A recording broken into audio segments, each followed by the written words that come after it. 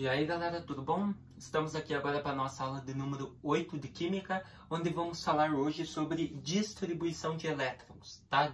Distribuição eletrônica. Os nossos objetivos é compreender como fazer uma distribuição de elétrons para ligações químicas, tá? Então é um assunto que a gente tem que ver aí antes de entrar em ligações químicas, tá? Então olha só, distribuição eletrônica.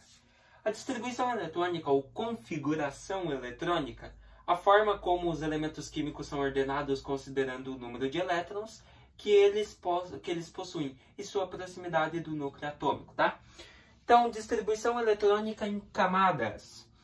Após terem surgido vários modelos de átomos, que nem a gente viu, o modelo de Bohr sugeriu a organização da eletrosfera em órbitas, lembra? Órbita 1, órbita 2, K, L, M, N, O, P. Então, olha só. Os elétrons se organizam e distribuem-se pelas camadas eletrônicas, estando uns mais próximos do núcleo e outros mais distantes, tá? Então, temos ali as camadas, ó, são 7 camadas, K, L, M, N, O, P e Q, tá? As quais são representadas por linhas horizontais e numeradas de 1 a 7, tá? Então, são 7 camadas, vai do K até o Q, tá? K, L, M, N, O, P, Q. Fechou? Os elementos que constam nas mesmas linhas apresentam o mesmo número máximo de elétrons e também os mesmos níveis de energia. Com isso, é possível observar que os elétrons encontram-se em níveis e subníveis de energia. Assim, cada um possui determinada quantidade de energia. Então, ó, na camada eletrônica K, que é a primeira, o número máximo de elétrons que cabe é 2. Na camada L, o número máximo de elétrons que cabe é 8. Na M é 18, na N é 32, na O é 32 também, na P é 18 e na última camada, que é a Q, cabem 8 elétrons. Por isso que diz que quando um átomo ficar instável, quando você diz que um átomo está neutro, vamos supor assim, ele tem 8 ou 2 elétrons na última camada. O 2 é uma exceção para o hidrogênio e para o hélio. Beleza? Mas geralmente, para um átomo ficar neutro, instável, ele tem que ter 8 na sua última camada. Beleza? Bora lá? Aí. Eita, calma aí. Não quis passar aqui.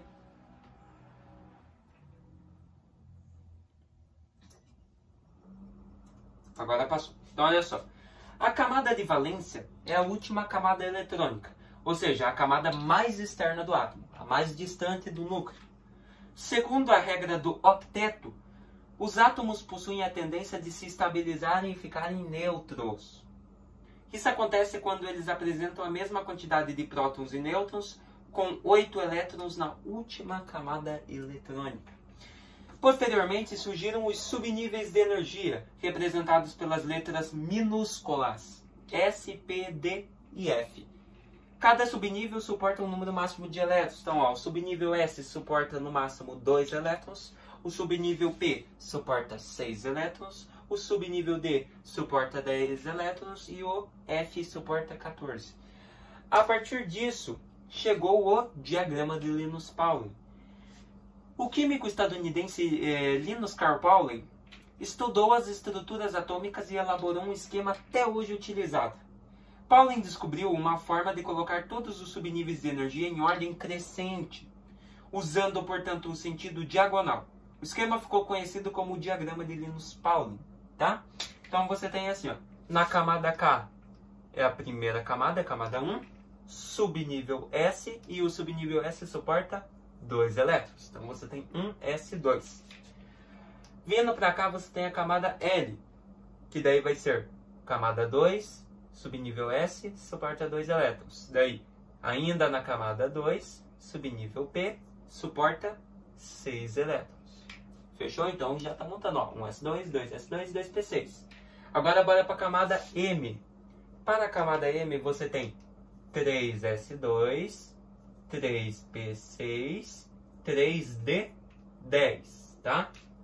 Subnível P suporta 6, subnível S suporta 2, D suporta 10.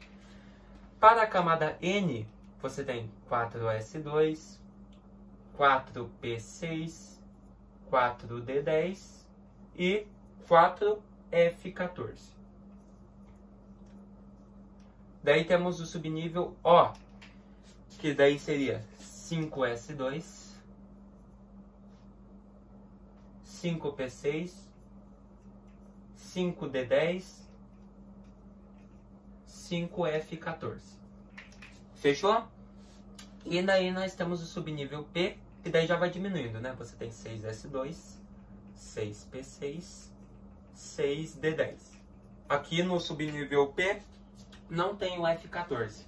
E por fim a última camada, que é a Q, que daí seria 7S2, 7P6. Fechou? Como que tá isso? Então, isso tá na forma diagonal, tá? Então, primeiro vem 1S2, depois, no caso aqui, vem o 2S2, daí vem o 2P6, 3S2. Daí aqui, ó, daí você tem 3P6 com 4S2. Então, ó, muita pessoa confunde aqui, ó. Por exemplo, na hora do 3S2, ó, a pessoa continua 3S2, 3P6, 3D10. Não, vai na diagonal, ó.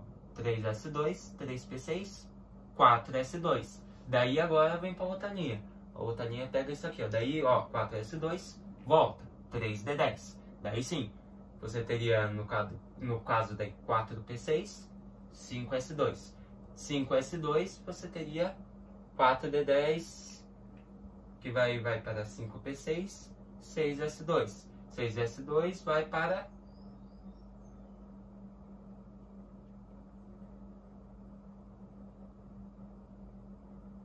Ih, eu acho que eu fiz meio errado aqui, né, galera? Que até eu tava estranhando, não é assim, eu acho que eu fiz meio errado aqui. Tá bom? Mas sempre vai na diagonal. Perdão por ter feito errado, tá? Mas na hora que eu estiver fazendo, vocês vão ver. Perdão, desculpa, tá? Então, olha só. Ordem crescente. Então, você tem lá assim, ó. 1S2, 2S2, 2P6, 3S2, 3P6. Daí, ó, que nem eu falei ali, ó, tá no slide. Daí vai de 3P6 para 4S2, daí volta no D. 3D10, daí vai para 4P6, 5S2, 4D10. Daí de 4D10 você tem 5P6, 6S2. Ah, não, tá certo o que eu fiz aqui, né? 6S2. Daí de 6S2 vai para 4F14. 4F14 vai para 5D10, vai para 6P6.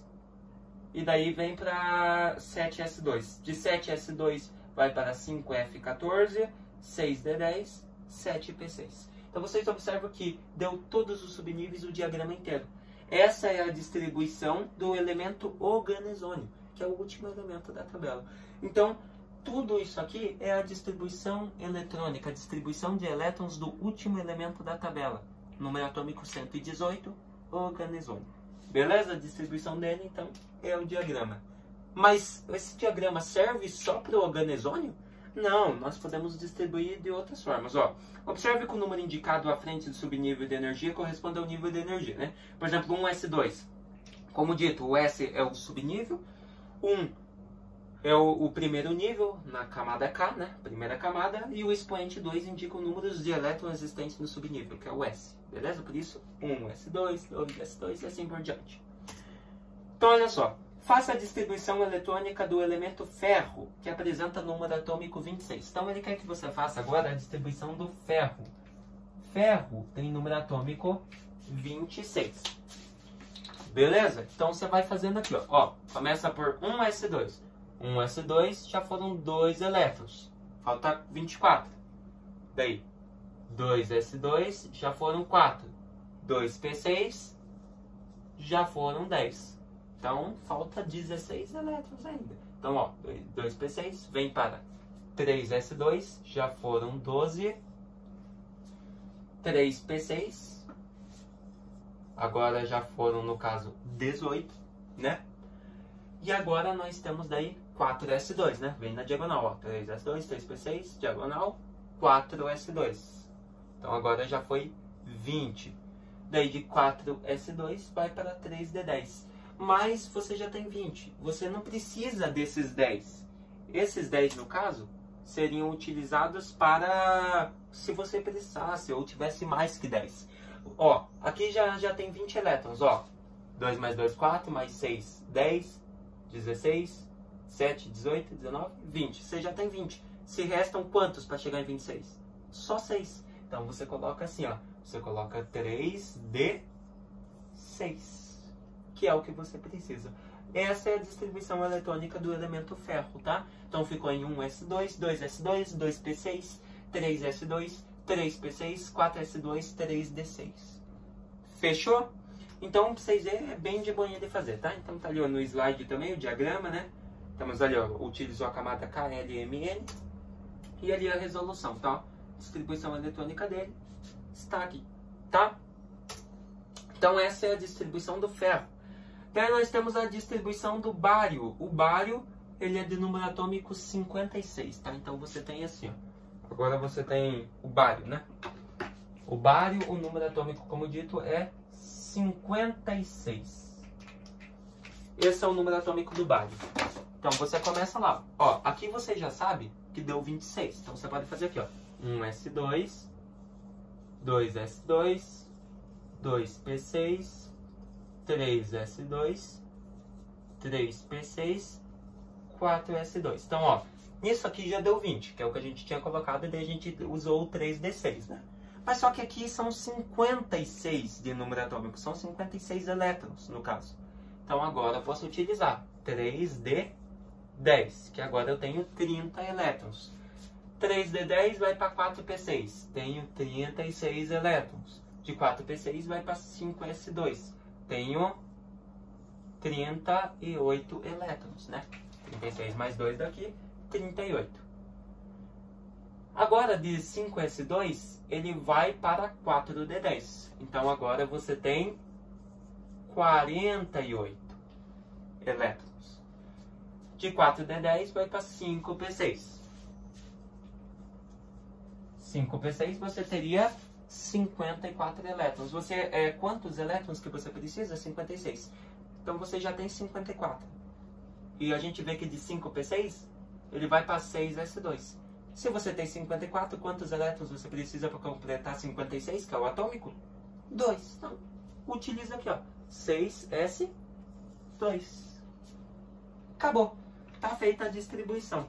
Então é basicamente isso a distribuição eletrônica, tá, galera? É muito fácil, é você ir distribuindo segundo o diagrama de Linus-Pauling, respeitando as diagonais, começa aqui, aqui, aqui, aqui, aqui, aqui, aí vai pra cá, tá? Sempre respeitando a diagonal. Por isso que é importante que você tenha esse diagrama aí no teu caderno, é bem facinho de fazer, eu pensei que eu tinha errado, mas estava fazendo certo, tá? Desculpa também. Então tá aí, ó, fizemos então a distribuição eletrônica do ferro e do bário. Beleza? O que nós vimos hoje, então? Como realizar a distribuição eletrônica de um elemento químico. Vou fazer mais um aqui para vocês, que vocês vão comer rápido. Ó, C6, carbono, tem 6 elétrons. Começa lá assim, ó. 1s2, 2s2. Já tenho 4. Para chegar em 6, preciso de quantos? Só de 2. Então eu não vou utilizar 2p6. Eu vou utilizar 2p2. Esse 6, não é que você só tem que utilizar 6. Quer dizer que você pode colocar 1, 2, 3, 4, 5, 6. Você pode colocar até 6. Você vai colocar o que você precisa. Beleza? Aqui no caso do carbono foi 2. Então, ó, 2 mais 2, 4, mais 2, 6. Distribuição realizada. Beleza? Espero que vocês tenham gostado e se vemos aí na nossa próxima aula. Daí nós vamos falar sobre ligação iônica. E vai envolver isso aqui. Então, sempre fiquem craque nisso aqui que é muito importante. Até mais!